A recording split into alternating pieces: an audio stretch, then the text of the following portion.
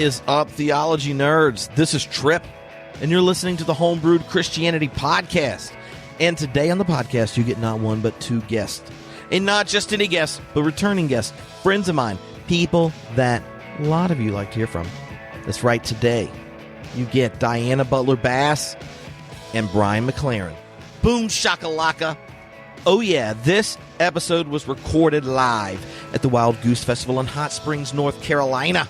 That's right, this progressive collection of art, faith, music, spirituality, justice-seeking collective of humanoids. They gather each summer there in North Carolina. I like going. It's a lot of fun. We recorded this podcast there. So, just prepare yourself. Before we jump in, I want to tell you a few things. I want to remind you of a few things. One, the movie I made is now out and about. It's called The Road to Edmond. Go to theroadtoedmond.com. It is a road trip buddy comedy that explores progressive spiritual themes around sexuality, Jesus, salvation, the Bible, and all sorts of other questions. Well, at theroadtoedmond.com, you can, right now, get the movie. That's right, you can get the movie by joining our VIP access group, where you get eternal access to the film. Or at least until you leave this mortal coil. I cannot verify that it's on the Holies DVR, but given the eternal infinite mind remembers all things, this movie is objectively immortal in the mind of God.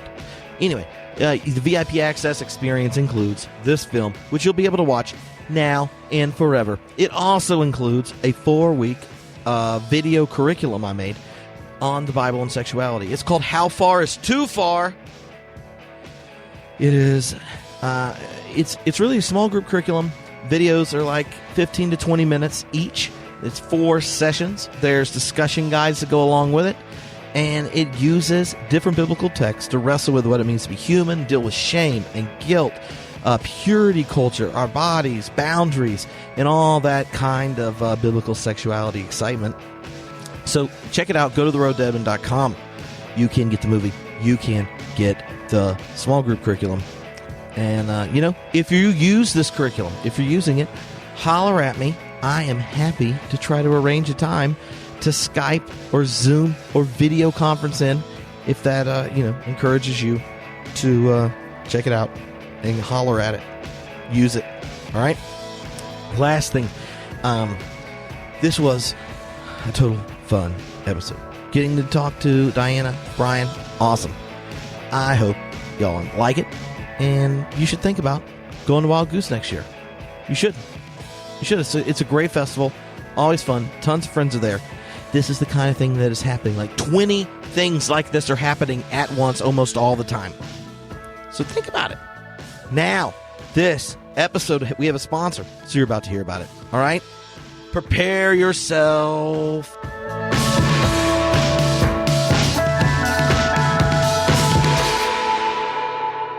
What's up, theology nerds? This is Trip.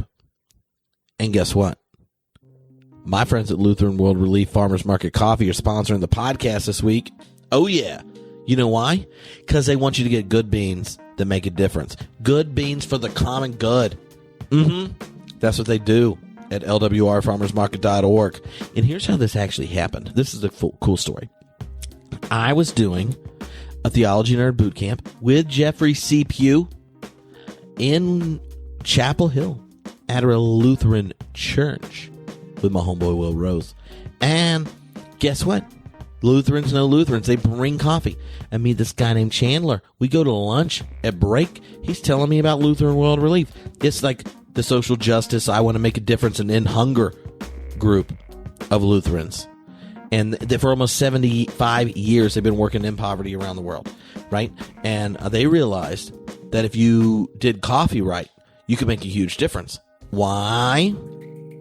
Well, small-scale farmers, they have a hard time staying in business, fluctuating prices on the coffee, climate change, and then, honestly, like, big coffee tries to take out small farms because they have such volume and technology. They can get rid of large portions of the workers, so less are employed. So it's actually better for the local community if small-scale farms are there because more are employed if they can get the returns they need economically. Well, Lutheran World Relief are like, we aren't trying to make a ton of money off of people. We're actually trying to make a ton of difference because, like, that's our job, is to help in poverty. So what if we paid farmers more than even fair trade people pay?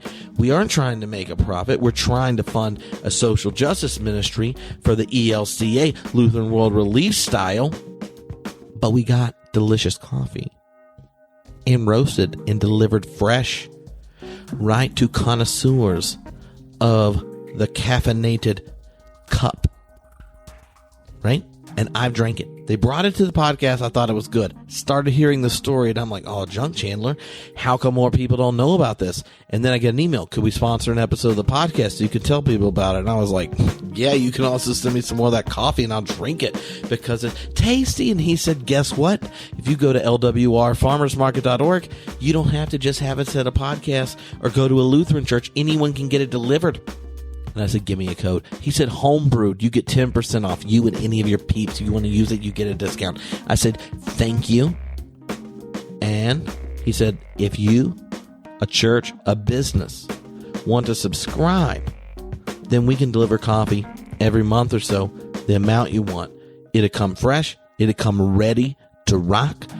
And your good coffee will be making a difference for the common good. I was like, yes, I would have said my heart's strangely warm, but he's Lutheran. And that would have felt too Wesleyan for him, you know? So I didn't say that to Chandler, but now he's going to hear this and he's going to think that. So here's the thing. I just had some wonderful coffee. It came from a farm. His name was Gustavo in Nicaragua before Lutheran World Relief started partnering with him. He was a day laborer. Now he's gone through the whole process of building up his own farm, providing for his family, providing for the laborers, giving back to his community. And all of that is because individuals like you, your congregation, your business, decide to partner with Lutheran World Relief so they can actually give more of the money you're spending already on coffee to people making a difference in the world. Yeah. That's awesome. So go to lwrfarmersmarket.org. Use the code homebrewed, get a discount. And if you're listening to this the week it comes out, then go to the website, my website, tripfuller.com and stuff. Go there for the post for this episode. Go to the post for this episode. And then fill out this little thingy because we're going to do a giveaway to 5 individuals. Going to get a big old box of multiple types of coffee, a mug, info about the family that roasted the coffee you had, so that one, I wanted homebrewed listeners to get to try the coffee because it's good. And I also know that y'all, plenty of you are coffee nerds, like I'm a beer nerd, and you're like, I love all the justice you're talking about, Trip, but I have to like it. So if you're one of those people, then sign up, and then I want to get your thoughts about it. I want you to try it, and I want you to tell me what you think. That's the idea. So they're going to mail a big old box, different roasts, maybe a mug, info about the farmer that grew the coffee, and you get it for free. That's what I'm saying. So if you go to the post for this, you can fill out a little thing, tell them where you live and stuff, and we're going to pick 5 of them at the end of like 2 weeks or whatever, and send them out. All right? Do it. And thank you, Chandler, for hollering back after we met, because I didn't know you could just subscribe for this. This is awesome. Peace. How many of you listen to Homebrewed Christianity podcast? How many of you fast forward through Trip's long introductions? See, that's what I'm telling you. It's about a 50-50 rule, but I cut them under 6 minutes and got complaints. And the complaints are for people that donate every month. So, like a good Christian, God's everywhere. Go where the money is. So all I'm saying is, are you going to do the introduction now, or we're not going to hear? No, we don't have to do the introduction now. Because I was thinking we could come back in half an hour. No, because we're going to do we're going to be answering questions that people sent in recently. Oh, wow. I had people vote on questions when I said I was going to talk to you two. So, and they have some really exciting questions, especially since I told them we were going to talk about, gratefulness and love and such. But the one that was most interesting that's completely unrelated is, I want to get it right. Oh, so here, this is fun. All right. So if you are making an inspirational mural for 5 icons, people of faith from church history, to put over the mantle of your grandchildren, hoping they inspire their faith, what 5 people would you pick and why? That was my question for you, actually. Oh, come on. Not really. I'd love to hear your answer to that. Oh, my goodness. Well, Should we start? Yeah. There is a church in San Francisco, St. Gregory of Nyssa, that actually has that. The dancing saints all along the top of the church. And I love that. I love that mural. And so I'm thinking about their mural. I would pick Harriet Tubman, John Wesley, Oscar Romero, Hildegard of Bingen. Oh my gosh, the 5th one is really tough because I got to pick a really good one. Julian of Norwich. That's a pretty good list. Thank you. Now Brian can't pick any of those. Yeah. So, Jesus. I knew he was going to do that. Paul, Moses, Sarah, and Mary. I would pick Bob Dylan. I would pick Howard Thurman. You didn't say Howard, right? I did not. I would pick this incredible theological educator named Tripp.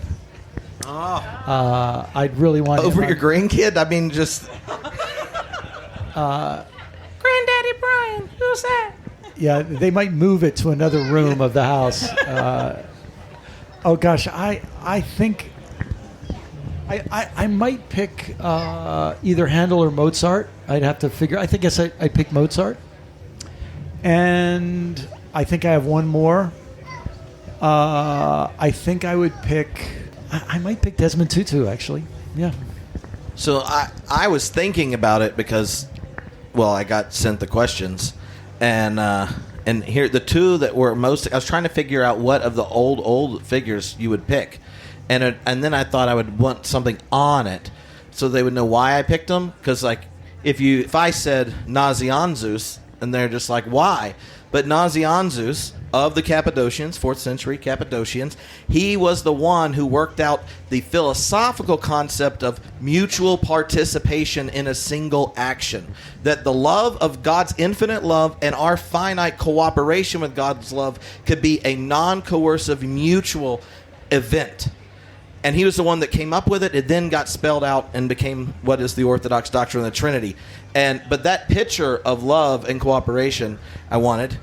And then I wanted Anselm, not for his atonement theory, but for the way the ontological argument works. Because the ontological argument underneath it is God's decision to give God's self to the world in the incarnation means that God has refused to be God without us. And I think that underpinning, even though a lot of Anselm's atonement theory is crazy at this point and doesn't make sense outside of a feudal system, that to think that when you talk about God as Christians, you're talking about a God who's refused to be God without us is a beautiful foundational commitment. Oscar Romero was on my list, so that one was gone. Have you seen that King and Malcolm icon where they're both in the same one? Yes. And so the icon is the church in that moment and the way it rose up at that moment. I thought that's a beautiful one. And the last one was Walter Rauschenbusch. Oh, Paul Walter would be Rauschenbusch good. will be so happy to hear that. I love Walter Rauschenbusch. He was the first person that explained why capitalism wasn't wonderfully compatible with the gospel to Right. me. And he's a Baptist. And it's always good to have a socialist Baptist around. Like, if you get all 4 of us in a room at once, then, like, Falwell could take that 110 out. I'm just sitting here amazed that you've had beer and you can talk about mutual relationship within the Trinity and in Eastern theology. And every time I sit down with you and you do something like that, I think to myself, really? Really? Drew can do that? Well, yeah. I mean, you had notes. No, well, I had seen the questions in advance. So I was sitting in the hot tub earlier, and said to myself, who would it be? And then I thought Nyssa, because Gregory of Nyssa is the more popular Cappadocian, but his homeboy, Nazianzus, is the one that worked out the philosophical side. And he has these 5 orations. You should all go read them. The short version of the orations is that oration 1, he says, and this is for theologians training in theology, he says, pray so much that you know you're always wrong when you're talking about God. He has a whole sermon on it. That's a snarky version of saying it. He says it fancy. Then the second one is, when you talk about God, unsay everything you said when you talk about God so God's not pissed, because God might think that you think what God really is correlates in some constitutive way to the language you just used. And then third, he says, if you get up from praying and don't walk more deeply in love, then you didn't pray right. And if you aren't doing that, please don't talk about God, because the only things we know for sure about God is God's like Jesus. And if your life isn't at least attempting to do that, you shouldn't talk about God and pick another vocation. And then number 5 is, when Christians talk about God, you can't say a whole lot and know anything, so God should at least be as nice as Jesus. And these are his 5 sermons beginning seminary. And, yeah. Let's revive those. Yeah. Okay, so the next question is, I'm completely freaked out. I'm extremely anxious on a consistent basis, and Diana wrote a book about gratitude. Really? For reals. You're going to talk to Brian and Diana. Can you please ask them, should I really think that gratitude, graciousness, love, and stuff makes sense these days? Because it's extremely hard. Also, do they look at Facebook anymore? And this was Cynthia's question. If any of you heard my talk this morning, I actually took this one on directly. Just this week, I was reading Jürgen Moltmann's 1972 book, A Theology of Play. And that book, written at the height of the Vietnam War, literally takes this same question. And Moltmann talks about how people said, play? How can you write a book about play when the Vietnam War is raging and when people are starving and when there's this horrible drought in Africa and when Latin American dictators are disappearing people off of the streets of their cities? And Jürgen Moltmann replied, well, this is the book we must write right now. And he went on to describe how play is both the embodiment of the vocational calling of Genesis for all of humankind, that we were put into a garden of delight to dwell with God. In a sense, we were created to play with one another and to play with creation and to play with God. And to play now anticipates the eschaton. It anticipates the reign of God that is to come. And so play becomes not just the embodiment of the past, not just what we once had, but it becomes the image of where we are going. And so in that way, play becomes defiance against the powers of this world and the powers of violence. And so when I read that, I thought, darn it, I wish I would have read that book before I wrote mine, instead of just this week, because that's exactly what I was doing with gratitude, is that gratitude in the face of all of this horror is resistance. And so that's what my book is about, and that's what I've been working very hard in recent weeks to convince my friends and readers that this is the thing we most need right now. And we need it so that we don't become just colonized mirror images of Donald Trump. Yeah, was it Cynthia who asked that question? So the thing I would say to Cynthia is I'm really sympathize, because I feel guilty every time I'm happy. You know what I'm saying? I struggle with this, but I feel like I agree with what Diana just said. Three things come to my mind. One is, I think about one of the most miserable places in the world right now is Syria. And if you are 8 years old in Syria, this is the only childhood you have. So to tell everybody you need to be miserable till this is, you know what I'm saying? Like, this is your only childhood. You got to be an 8-year-old, and you got to be a 12-year-old, and you got to be a 15-year-old. So I think to myself of everybody who's in a place of misery, there are children being born, and they have to be helped, you know? I think about a conversation I had. I was in the West Bank, And I was talking to this amazing young couple, and they were just newly married, and I think Palestinians. I think they were 24, 25 years old. And the wife said to me, "My parents always tell us that life is much worse now than when they were our age. They keep telling us how much things were better then and how much worse the occupation is now. They always tell us this." And she says it just makes us so miserable because this is the best life we have ever had. It's the only life we'll ever get a chance to have. And so living well in those times, makes a lot of sense. And then the third thing that comes to my mind is that scene. I can't remember which of the Lord of the Rings movies it's in. You probably will know. But it's that scene where, is it Sam and Bilbo are going Frodo. along?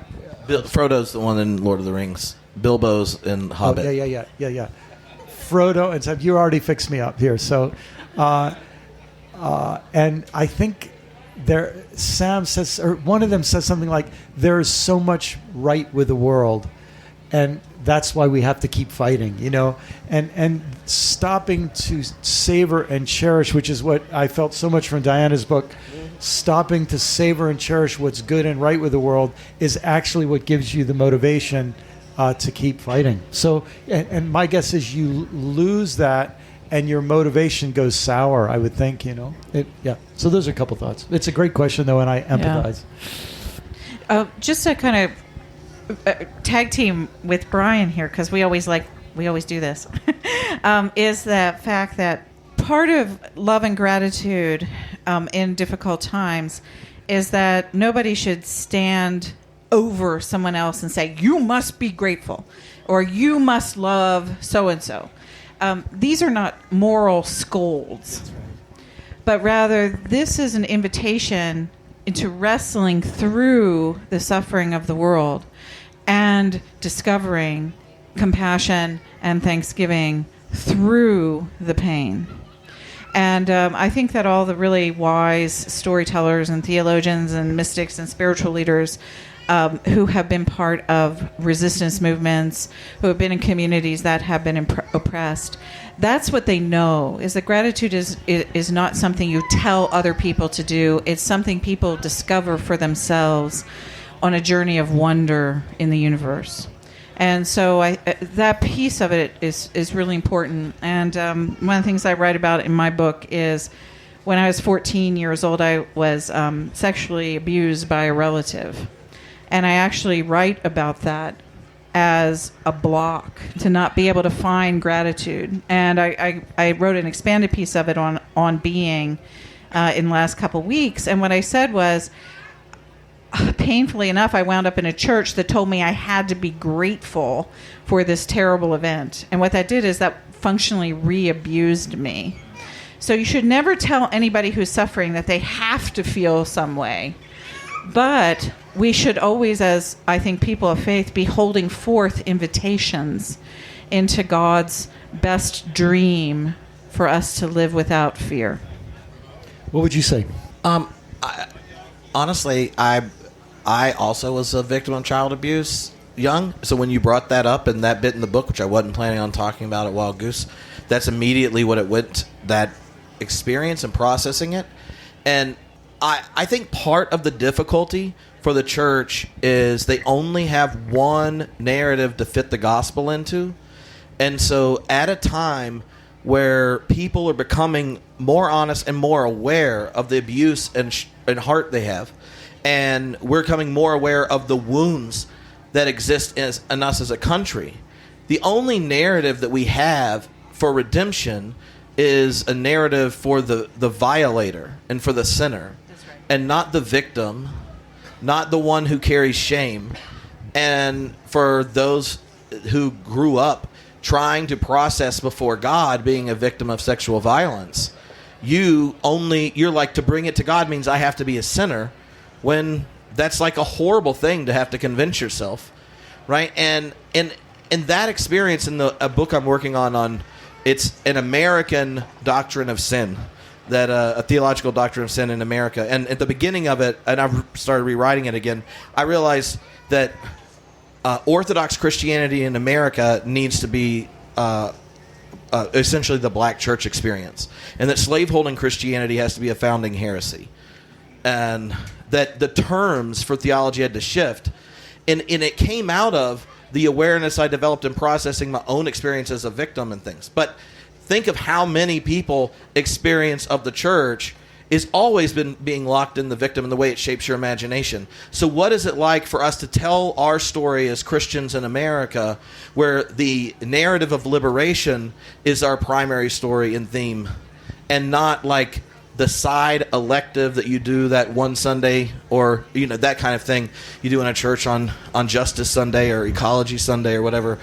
And I guess the question I've had around it in the macro, or the one that comes up with people that are in leadership in different ways in the church today, is theology professors, church leaders and stuff, talking to the younger, more progressive, energized ones.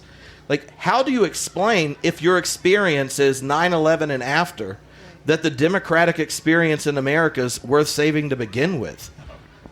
Like, the older generation of progressives, like, tell the story as if there was a time you didn't giggle when any politician was talking, right? Like, so to me, there's and I have so many military people in my family with long memories that just out of rote, I internalized America's cool and we're always growing and getting better. But I don't know if I believe that. But I don't know if I want to see what the country looks like if we really quit the experiment, and given especially how many guns are here, what that would look like. So how do you look at this moment and the way the church is relating to the democratic experience? And do we need to let our anxiety, frustration, and anger lead to letting everything fall down to try something new, or what's worth saving? Well, there's a nice light question to deal with at the end of the day. Yeah, Tripp, because I know you think ecologically, and Diana does as well. I think of there's a First Nations scholar named Waziatawa who said, the world cannot survive 500 more years of Christian domination. And so what it feels to me that we're dealing with are maybe two levels of a problem. One is the issue of the systems, and the other is the issue of the stories that animate the systems. Mm-hmm. And the story that animates our system, you might even call it the spirit that animates our system, but the story that animates our system is this story framed by the doctrine of discovery and white supremacy and exploitive attitude toward the environment and so on. I was talking with some folks about this earlier today. If you say that the pre-modern era of feudalism, it was a way of operating the world where you concentrate power in powerful male warlords, and if you're in Europe, they're all white. And if you extend their influence around the world, then white supremacy just goes along with the expansion of European feudalism, right? And it has a racist narrative that goes with it. But if you say what the modern era did is it got us out of feudalism by helping us exploit the environment in ways that produced an excess of wealth so that enough people weren't in absolute poverty that they would stop killing each other, right? Yeah. So, we got out, we cheated in our way out of feudalism. And then you think, how are we going to get out of a destructive kind of capitalism? And I don't know if changing the story will be enough to help us then go through gradual change of the systems. Does that make sense?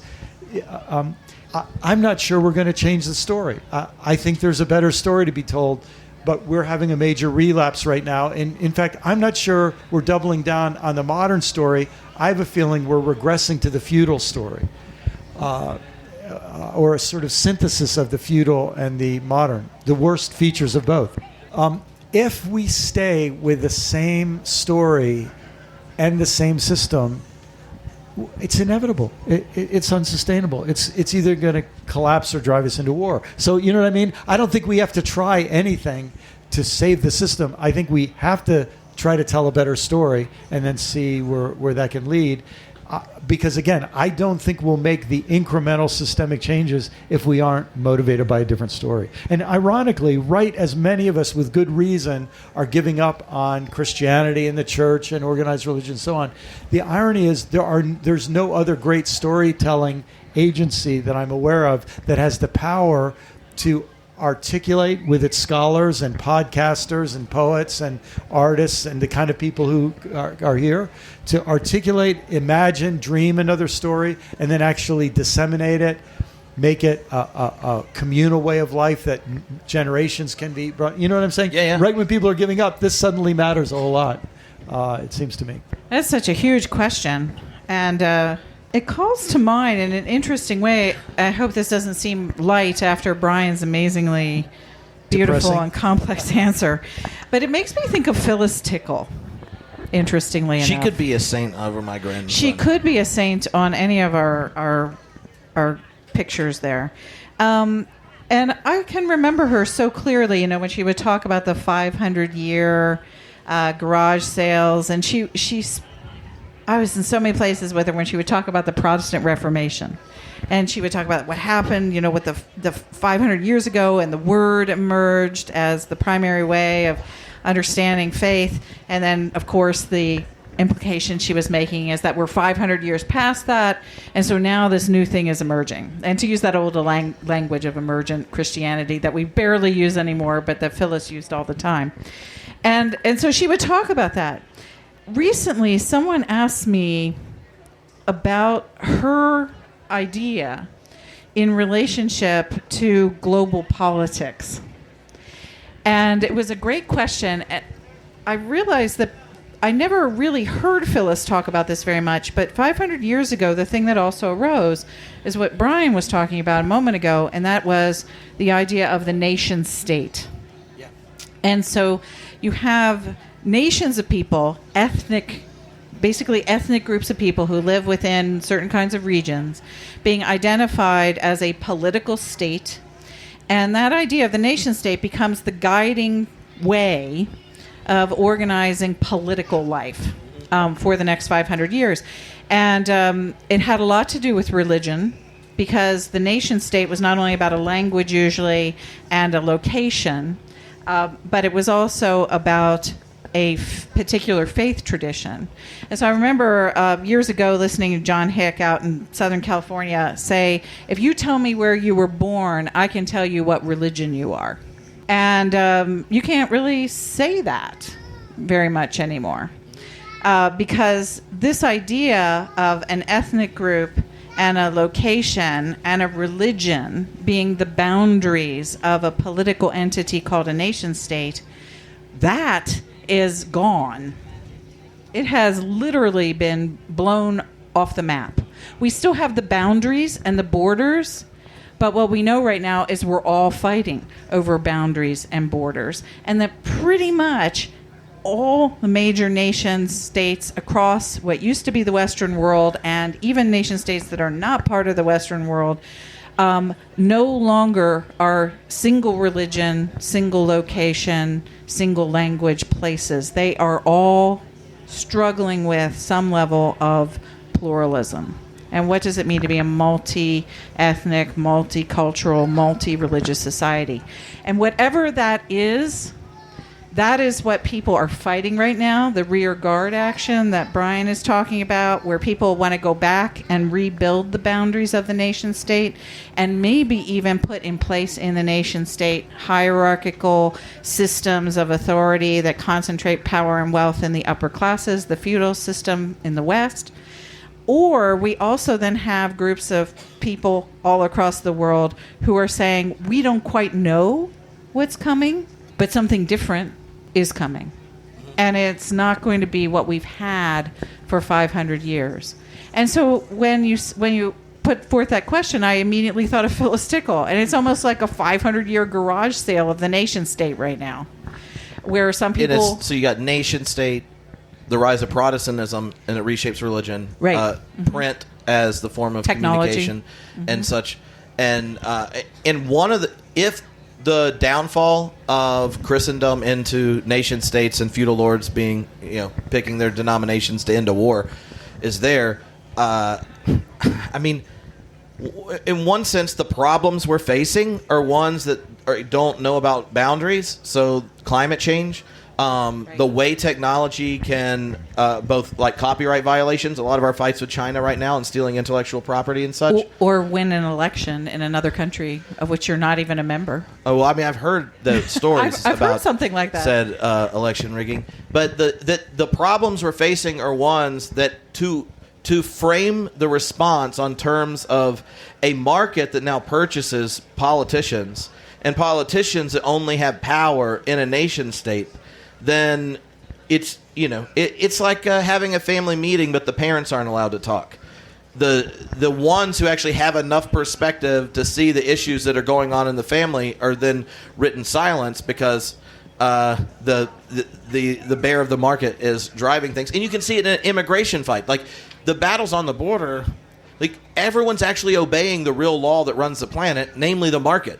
That's why you cross boundaries and go do things. And the market so doesn't give a shit about people's lives and families and things that they terrorize people. You separate people. You take them out of the homes they're from. And that's not just poor people that come into America. It's middle-class kids who don't ever get the job they get without being separated from their family, the tradition, the people that knew them. And then they graduate with desires and debt and can't even do what God's called them to do. The wage slavery that this country has put people in is one where giftedness, passion, and ability is already been just torn apart by a system we all think is amazing, and we want to make it greater. And so, part of my frustration that I where the question comes from is just if we went through the average debt my generation graduates school with than my parents did, something changed where you did not want your children to do what they desired to do to make a difference in the world. You wanted them to get a job to pay off debt the rest of their life. And there's tons of examples, right? That's just that's just one. But I say that just to go the conversation we're told we're supposed to have that's edgy around reorganizing the state is one where even people of privilege as kids with a humanities degree don't even get the life they were told they were promised. So that's why it's hard to imagine a resolution where there's not a serious reorganization of power. Well, that's how the nation state came about. Right. It was 100 years worth of warfare following the Protestant Reformation. And they literally had to sit down, in 1648 and say, we can't even survive this anymore because all this change is finally killing us and it's killing the world and nobody can survive in Europe anymore this way. And so literally it was that kind of crisis that created a couple hundred years of the stability that Brian was talking about coming out of feudal Europe. But at the same time, it was built on some pretty thin foundations. And so that became a real problem. We probably want to move on, but just to make a little complexification and show how all these things are interrelated, when you throw in the invention of new and bigger weapons into that 500 years ago with gunpowder, but especially with artillery, and you realize that part of the shift from the feudal lords to the nation state is in order to afford the ability to build big iron cannons and all the rest. Now you need larger organizations to make weapons work, and you think so. The modern nation state, in many ways, develops to provide enough money to have the weapons that continue the war economy, and then you think what 2001 meant, that a very inexpensive thing, a couple of people willing to die. And then you think, and I hesitate to even mention this, but then you think, and we haven't even seen the really cheap one, which is you get a bunch of people to ingest some bacteria in their bodies and get on a couple of airplanes, and you could spread a global epidemic in 2 or 3 days for next to nothing that would shut down the global economy. And so suddenly you think, we're in the midst of the world on the macro scale of incredibly cheap weapons, and then nuclear weapons, which we thought were sort of on the back burner, and you realize with two idiots in power how quickly they can come back to the front burner. You put all that together, you say, of course we're in the middle of radical organization. And one other thing I want to mention, when you brought up debt, so when you realize, I think there was this turning point in history here in America in the 1980s when General Motors discovered that there was more money to be made in selling car loans than in selling cars. And then they started selling the car loans, and then they realized they could even make more money selling mortgages and then selling credit cards. And then you realize that in many ways, the last 30 to 40 years have been the taking over of the world, where the sale of debt is the most valuable economic asset out there. That is a really, really weird world. And we haven't come to terms with it yet. And even the political discontent that led to Trump about our manufacturing jobs going overseas, it's almost like that's a weapon of mass distraction to keep us from noticing this shift of the profitability of debt, which has interesting biblical overtones, but just raises 100 fascinating imaginations about what does it mean to have a sustainable economy that isn't making billions and billions of dollars per second on debt. It's great when you say that, because the idea of a story, and that Christianity actually has a story about that. And the disciples came to Jesus and said, "Lord, how shall we pray?" And Jesus said, we should pray like this every single day. Forgive us our debts as we forgive our debtors. At the center of the Lord's Prayer is a vision for a debt-free world. Somebody should tell Bernie that for the next... They were both Jews, Jesus and Bernie Sanders. They think alike in that.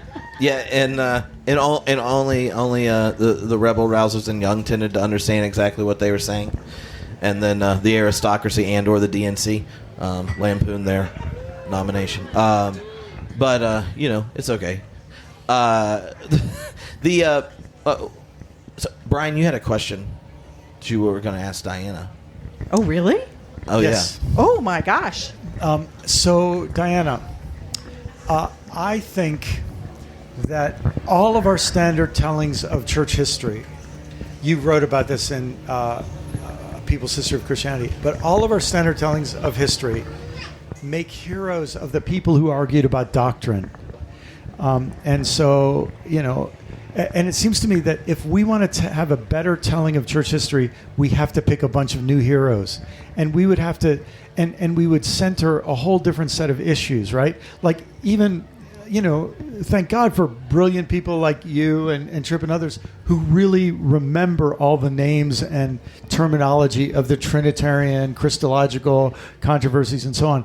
But in one sense, I've got to look and say that every part of white European Christian history is now so discredited by American history of racism and so on, right? Like, I think we're going to be at this point to say that any religion that baptizes slavery and racism and the destruction of the planet is so seriously flawed.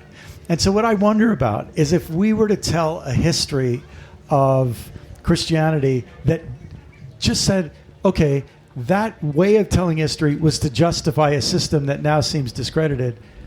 How would we tell the history, and who would our heroes be, and what would our major, that sort of thing? And you're the person who I know has thought about that more than anybody I know.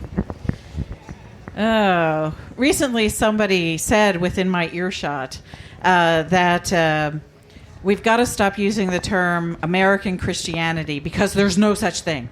And I literally stopped that person and I said, well, don't tell that to any of your black friends.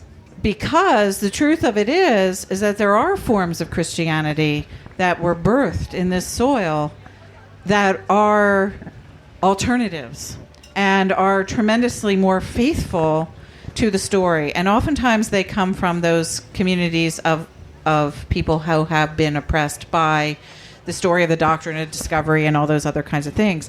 And so one of the things that does is it means that, white people have to really search around and listen for the stories they haven't been willing to hear in the past. And I remember, and part of the reason I could say that is the first time I ever heard anybody say something like that about American Christianity was from Mark Knoll, an old white guy at Wheaton College. And he said that he really thought, even as far back as 30 years ago, before it was trendy to talk about these things, that the most faithful form of Christianity in the United States was black Christianity, was black religion. So I think that that's a really important piece of it. The other piece of it is that, we all do have ancestors. Part of being human is wanting to tell stories about our ancestors and wanting to feel connected to the valor, in a sense, of our ancestors. I think there's a deep thing there that is just human. You do want to find those heroes. And so for white folks, it means we're going to have to go back and re-examine our own history and find the alternative places. And I think, for example, right now, one of the things that's really popular is people, everywhere I go, someone says, "Oh, have you ever read anything by John Philip Newell? Or do you know anything about Celtic spirituality or Celtic Christianity?" And what I think that's happening there is there's this attempt for people to want to find a spirituality out of Scotland, out of England, that was not about dominance and imperialism. But instead, the Celtic tradition was more about, it was far more democratic. One of my favorite things in Celtic Christianity is that they had monks and nuns, but they lived together in the same convents. And oftentimes you had women who were ruling abbesses over mixed monasteries. And so, and they would never even use the term ruling over, because that's not how they saw things. Instead, an abbess or an abbot emerged as the wisest person within a circle of brothers and sisters. And so that wise person then is really in a sense, the spiritual center, the hub in a wheel of a community of people that are bound together by vows of love. And so that's a European story. But that European story was silenced when Imperial Roman Christianity came to England. As a matter of fact, they literally put those people in jail. They told them that they couldn't worship that way anymore. They changed their haircuts. They burned their holy books and tried to wipe that form of Christianity off the face of the earth.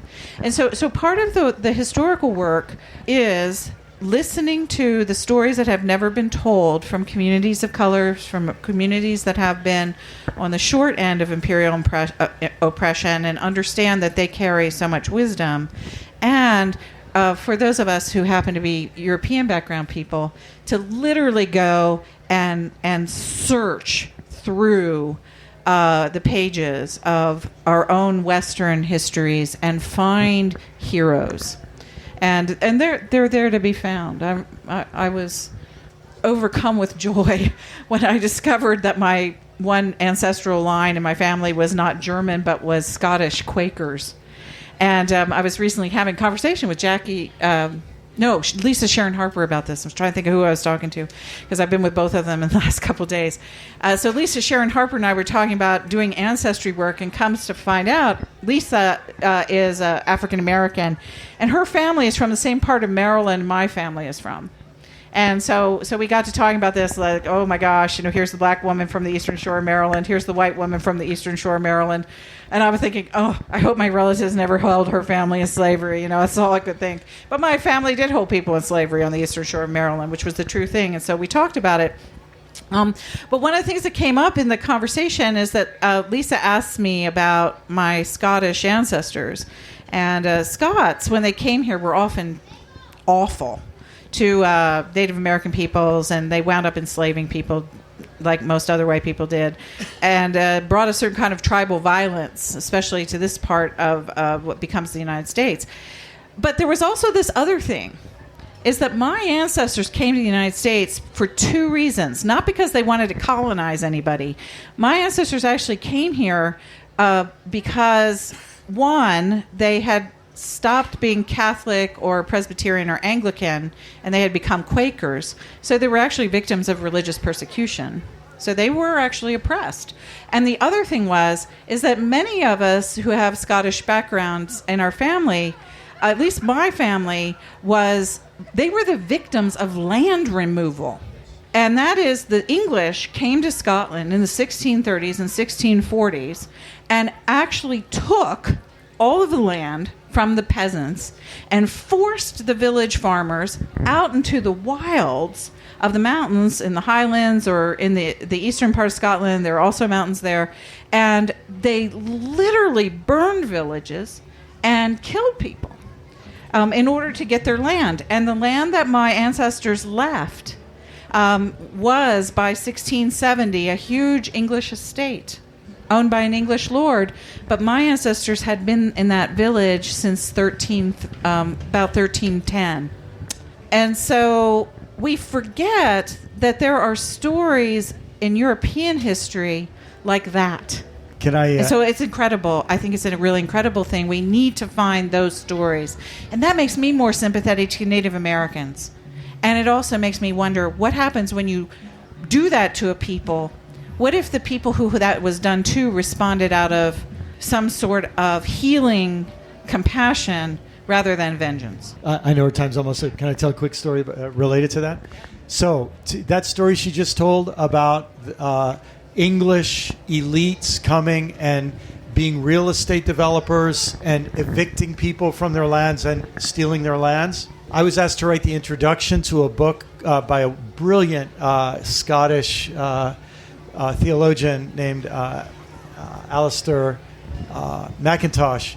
And Alistair is from the New Hebrides, which is islands north of Scotland. And I tell the story in the introduction, and I'll forget some of the details now. But those land evictions continued after Scotland. They went to New Hebrides, and they stole lands in the New Hebrides. They stole the lands of a family whose descendant is someone named Donald Trump. Donald Trump's grandmother was part of a family that suffered from land evictions by the same process. She came, Donald Trump's grandmother came as a refugee immigrant to New York, got a job as a housekeeper in the house of a guy named Trump. And he fell in love with his housekeeper, and that's Donald Trump's grandmother. So does it sound weird that rapacious real estate developers create a chain of events that somebody then gets to become a rapacious real estate developer to not be oppressed and now become the oppressor, right? It's a weird, wild story of how these things go. Anyhow, thanks. And that's the cycle we have to break. Yes. That's awesome. That was not planned at all. The things that happen when Diana and Brian are together are pretty fun. I know that everyone's ready to sing Baby Baby tonight. Thank you all. And thank you, Doug, for hosting your tent here at the Goose.